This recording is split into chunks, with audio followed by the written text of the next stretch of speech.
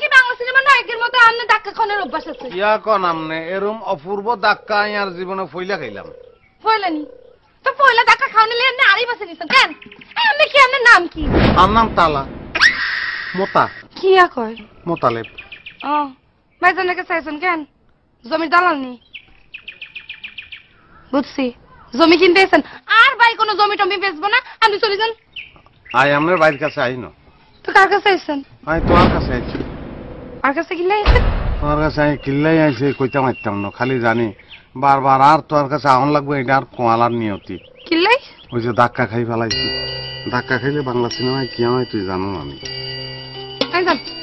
ও মা আপনি এরম করেন কিল্লে গামলা দিকে আপনি ব্যাগ কিছু ঠেয়াই দেখতে পারবেন নি। আপনি বাড়ি যান, আপনি আপনার বাড়ি গিয়ে সিনেমার কথা চিন্তা করেন। যান কিন্তু আপনি জান না কিনলাই? গামলা না ভরাইলে যাই। আচ্ছা যাই কেন